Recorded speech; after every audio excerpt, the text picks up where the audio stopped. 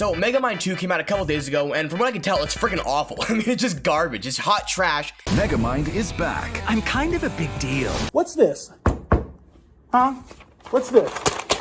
And I thought we'd take a look at it today and go over what makes it so bad. Because, to be honest, I haven't watched it, but I plan to, in this video, explain why I've elected not to watch it. So let's first start off with the trailer, boys. And then the trailer is the best place to start. This is about 17 seconds in. Let's just take a look at this. You're all so lucky to have me as your hero. Wow. So right off the bat, you notice a couple things that are kind of wrong with it. You notice that, first of all, Will Ferrell didn't come back. They just didn't get Will Ferrell back as Megamind. He's not in the movie, which sucks because Will Ferrell was a great actor for Megamind. It made total sense. He did it really well, and he really brought a life to the character that most actors couldn't have, to be honest. So that was an absolute L for the movie in terms of just right off the bat. They were never going to get a big audience with that. People want to see, if you're not even willing to get Will Ferrell back, people are kind of like, okay, are you really dedicated to the movie? Are you really dedicated to making this a good movie? Is this really going to be worth my time if you're not even bringing back the main character, the lead actor from the last movie? And the answer is no. No, they were not that dedicated. Another sign that this movie was not going to be very good was when they elected to release it on Peacock. Yeah, this movie is not in theaters. Like, you cannot go to the theater and watch this movie. It is solely on Peacock, which is always a bad sign. Which is, to be fair, always a bad sign. Like, if they're not even confident enough to bring this to a theater, they're like, oh, no, just go buy a streaming service and watch it. Yeah, it's a sequel to a legendary movie, but so what? Just it's on Peacock. If you're not even confident enough to put it out there, that is a bad sign. You're doing something wrong. Right off the bat, it's not gonna go well. So that's the first couple red flags, in my opinion, are right there. Now, you might be wondering, Jedwerd, you're just a viewer. What's your stake in all this? Why do you care so much? Well, boys, I care so much because Megamind, the original, was one of my favorite movies of all time. Let's check out, for my video, oh, I gotta move the webcam. For my video, the 10 greatest movies of all time that I released a couple days ago. Let's take a look at a clip from that. Let's take a look at that. The 8th greatest movie of all time, Megamind. The legend himself, the blue-headed genius. Yeah, I freaking love Megamind. Megamind is the 8th greatest movie of all time in my book, so you can watch the whole video for more context, but I love it. I think the original was an awesome movie, really underrated in my opinion, and I'm just sad that they're done with it. It does make me sad because boys, they didn't even get Will Ferrell back. In fact, maybe I'm wrong, but most of the original cast didn't come back. Let's go check that out right now. So just for some context, the original Megamind had Will Ferrell, Ben Stiller, Jonah Hill, Tina Fey, David Cross. Boys, big names. Oh, move the camera back. It had some big freaking names in Megamind 1. Stacked cast, as the cool kids say. But let's just go take a gander at Megamind 2's cast and see if there's any comparison we can make. Anything of value noting. Yikes. Not one big name on here. Not one really notable name. And more importantly, not one character from the original movie. Not a single actor from the original movie came back. Jonah Hill, Tina Fey, Will Ferrell. They just were like, yeah, we're not doing this. We're not doing this garbage. In fact, there's a really funny tweet I saw. Let me go find it right now. Will Ferrell wasn't able to return for Megamind 2 due to scheduling conflicts.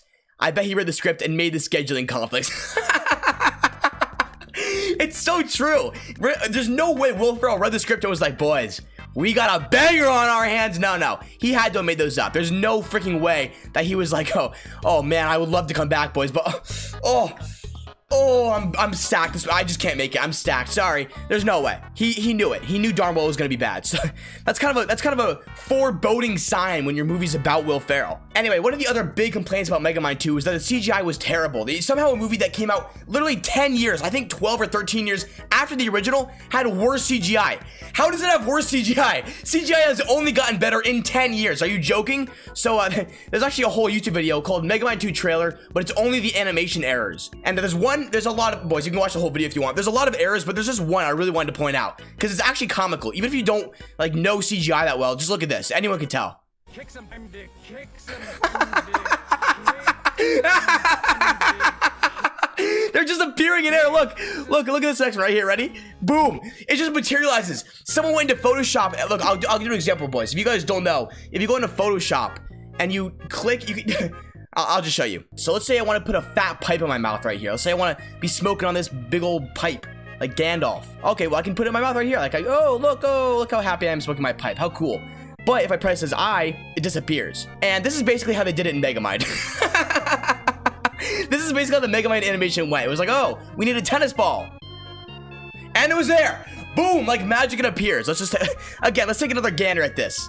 Look at that. It just appears. Look at this. It spawns in. No motion blur, no animation, just boom. Pop, it's, oh, pop. Right there. There it is for the world to see. That's really funny, boys. That's really funny.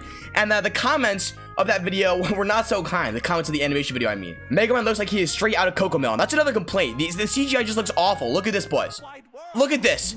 How does this look worse than the first movie? It does not physically comprehend. How does this look worse? How do you take one of the most legendary movies of all time and reduce it to a cheap cash grab? It doesn't make sense. If you actually took some time, did this right, got the actors back, I know, crazy, got the actors back, this could have been really popular. Hype it up a little bit. Maybe do it a little better. It could have been a huge thing, but it wasn't. You cheaped out, and now you're getting what you deserved. And just for a little clarification on what exactly this deserved, let's go look up, I don't want, freaking stupid trailer. Let's go look at IMDb. Or sorry, IMDb. I've been saying that wrong my entire life. Frick, man. Megamind versus a Doom Syndicate has a 2.1 out of 10. a 2.1 out of 10. That's crazy. That is so hard to get. That is actually a very hard score to get. You know what, boys?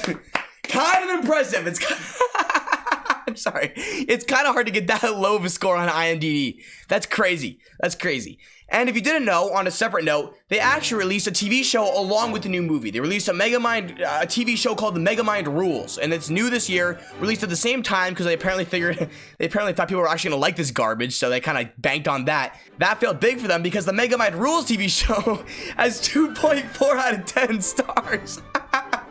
It has 3 stars better. That is it. It just fundamentally blows my mind how they treated this. This could have been the perfect sequel to, honestly, it didn't need to exist. Megamind is the perfect standalone movie. I talked about this in my top 10 movies of all time where I put Megamind at number 8. Megamind is the perfect standalone movie. It did not need a sequel by any means whatsoever. It actually was better without one, probably. No matter how good you made the sequel, it was probably not gonna be as good as the first one. So it's insane to me that they, first of all, did it in the first place. Second of all, ruined it this bad. And you know what, boys? What better way to showcase the downfall of the Megamind TV show / new movie than looking at this clip that Master of the TDS, thank you very much, posted on Twitter. This is pretty much the humor for the entire Megamind sequel and the TV series. This is a little bit of a sad day for us Megamind fans. How could you possibly serve a bad guy who's turned hero?